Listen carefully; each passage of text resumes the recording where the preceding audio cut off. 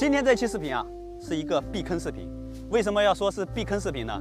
因为我花了很多钱买来的教训，就是做露营地啊，我买的那个原本的那个尖的那个小印第安帐篷，它会一个问题是什么呢？就是一吹风它就容易变形，一变形呢它就容易漏水。然后于是呢，我又花了1万1一个买了这种帐篷。啊，这种帐篷呢，它有个好处就是它的抗风等级会更大，然后它的防水各方面的效果也会比较好。最大的好处呢，就是它里面的空间非常大。以前买那个小的印第安帐篷啊，就客人在里面睡的话，它非常压抑，它的那个高度也不够高。然后我们现在买的这个帐篷呢，它的高度有3.7米，我们这个面积呢是有36个平方。客人来我这里住，它的体验感就非常的好。在这里有一个建议给大家，就是说，如果你们也想玩露营，也想搞这个露营基地，建议大家就直接上这种帐篷。虽然它有点贵，但是它的使用周期会比较长。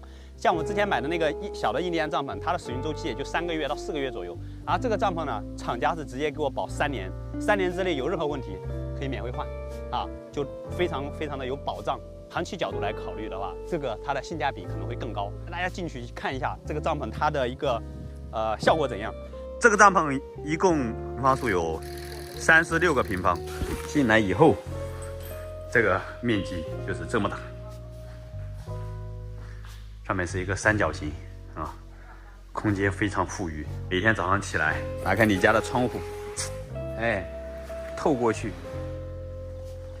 前面就是梧桐山，今天云雾缭绕的。然后你也可以选择住在这个帐篷里面，找一个好的机位，拍梧桐山的那个云海。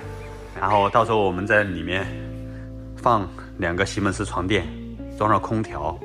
再将整个地板布置好，然后布置一些比较温馨的地毯什么的。这边每早上起来，啊，独享1万多平方的私密花园，然后咱也可以从窗户这里透过去，拍照什么的，都是非常的 nice 啊。就是类似这种帐篷，我们一共建了4个加起来的话，它的总价值的话是4.4个 W， 然后。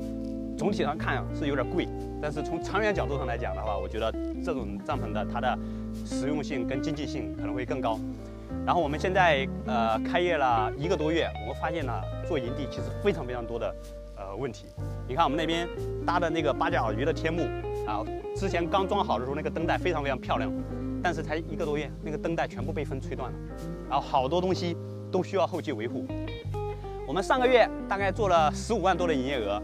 然后整体的维护费用高达了2万多，啊，那费用包含哪些呢？草皮要经常找人拔草，啊，然后那个还要施肥，然后还有我们的桌子椅子有一些被客人弄变形了，椅子会发霉了，然后这些东西全部都要我们后期维护，包括池塘，还有我们的水沟啊，都要人每天去清垃圾、清树叶，它的营地的。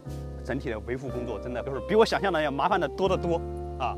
包括很多树有一些被风吹变形了，然后上面树上的灯带不亮了啊，都需要维护，就是成本真的太高了。如果你又想考虑做营地的话，建议大家就是有些一定要提前规划。虽然我这个营地当时在做规划的时候已经提前想到了很多问题，但是真正做起来以后，你会发现它远要比你想象的问题多的太多了。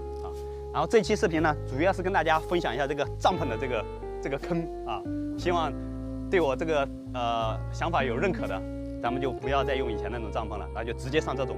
我并不是跟这个帐篷打广告哈，因为没有任何品牌，也没有任何利益可言，就纯属的大家就是给大家做一个分享。